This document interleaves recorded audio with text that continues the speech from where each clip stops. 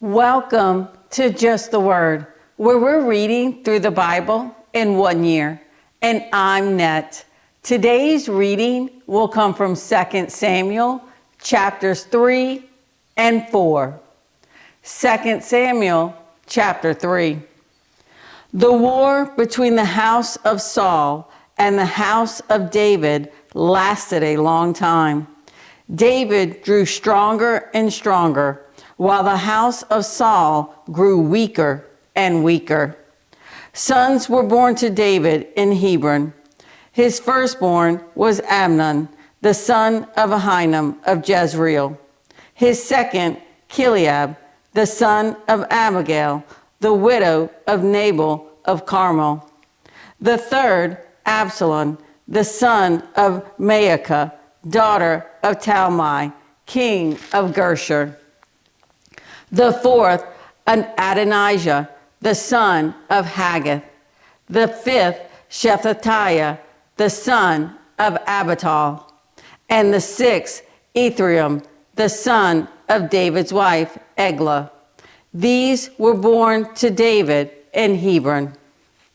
During the war between the house of Saul and the house of David, Abner had been strengthening his own position in the house of Saul. Now Saul had had a concubine named Rizpah, daughter of Aiah. And Ishbosheth said to Abner, "Why did you sleep with my father's concubine?"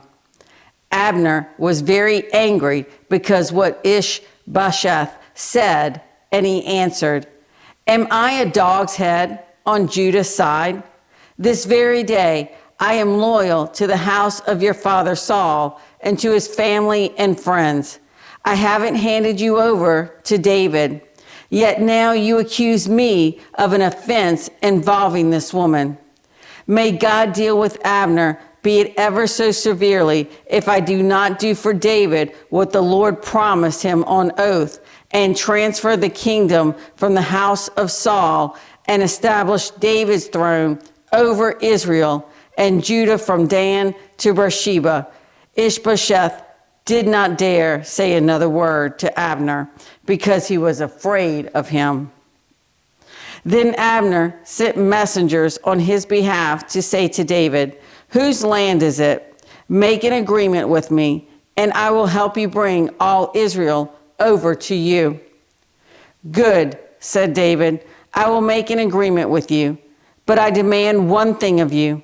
Do not come into my presence unless you bring Michal, daughter of Saul, when you come to see me."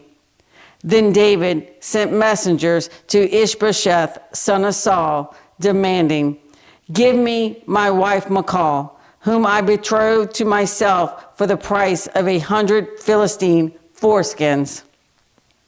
So Ishbosheth gave orders and had her taken away from her husband Paltiel, son of Laish. Her husband, however, went with her, weeping behind her all the way to Bahurim. Then Abner said to him, "Go back home." So he went back. Abner conferred with the elders of Israel and said, "For some time you have wanted to make David your king. Now do it.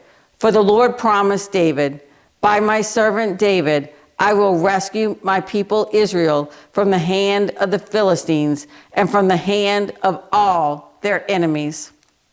Abner also spoke to the Benjamites in person. Then he went to Hebron to tell David everything that Israel and the whole house of Benjamin wanted to do. When Abner, who had 20 men with him, came to David at Hebron, David prepared a feast for him and his men. Then Abner said to David, "Let me go at once and assemble all Israel for my lord the king, so that they may make a compact with you, and that you may rule over all that your heart desires." So David sent Abner away, and he went in peace. Just then, David's men and Joab returned from a raid and brought with them a great deal of plunder. But Abner was no longer with David in Hebron, because David had sent him away, and he had gone in peace. When Joab and all the soldiers with him arrived, was told that Abner, son of Ner, had come to the king, and that the king had sent him away, and that he had gone in peace. So Joab went to the king and said, "What have you done? Look, Abner came to you. Why did you let him go? Now he is gone. You know Abner, son of Ner. He came to deceive you and observe your movements and find out everything you are doing." Joab then left David and sent messengers after Abner, and they brought him back from the well of Sirah. But David did not know it. Now when Abner returned to Hebron, Joab took him aside into the gateway, as though to speak with him privately, and there, to avenge the blood of his brother Asahel, Joab stabbed him in the stomach, and he died. Later, when David heard about this, he said, "I and my kingdom are forever innocent before the Lord concerning the blood of Abner, son of Ner. May his blood fall upon the head of Joab and upon all his father's house. May Joab's house never be without someone who has a running sore or leprosy, or who leans on a crutch, or who falls by the sword, or who lacks food." Joab and his brother Abishai murdered Abner because he had killed their brother Asahel in the battle at Gibeon.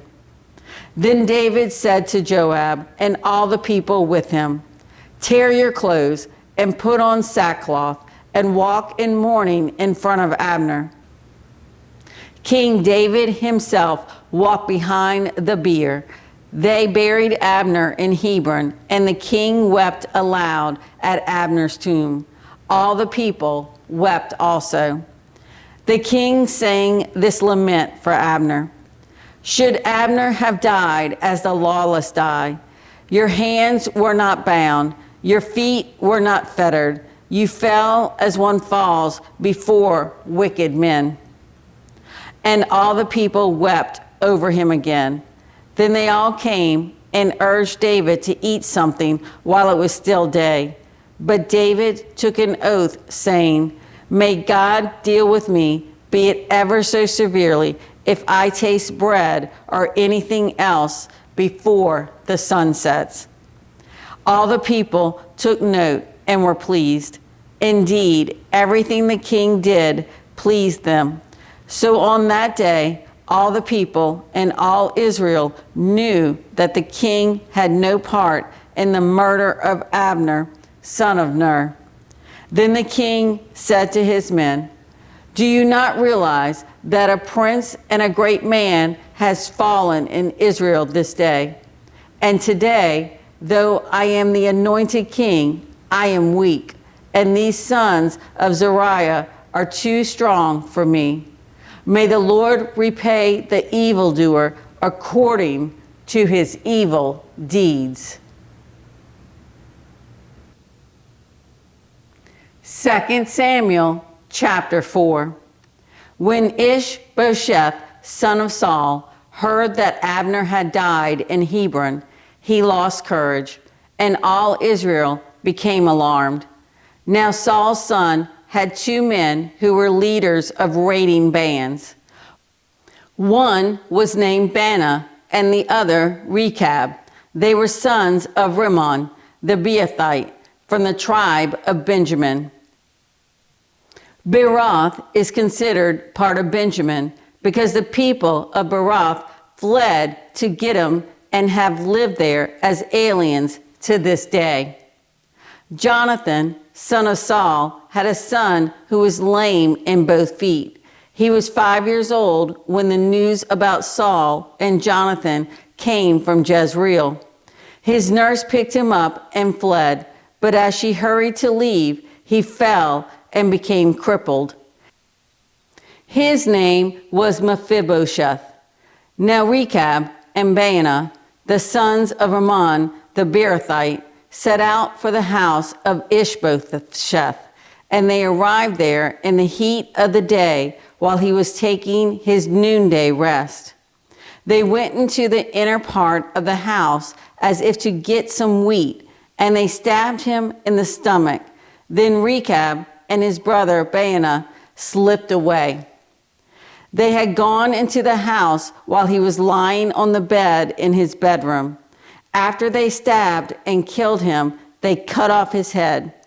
Taking it with them, they traveled all night by way of the Arabah.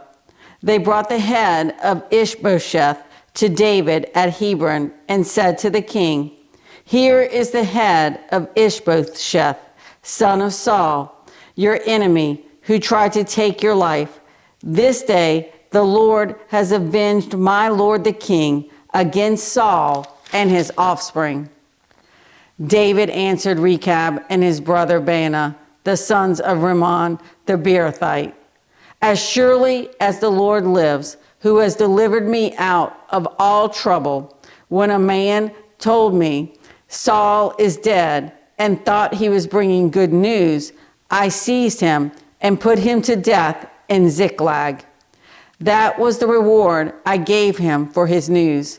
How much more when wicked men have killed an innocent man in his own house and on his own bed, should I not now demand his blood from your hand and rid the earth of you?" So David gave an order to his men, and they killed them. They cut off their hands and feet and hung the bodies by the pool in Hebron. But they took the head of Ishbosheth and buried it in Abner's tomb at Hebron. Thanks for joining Just the Word. See you tomorrow.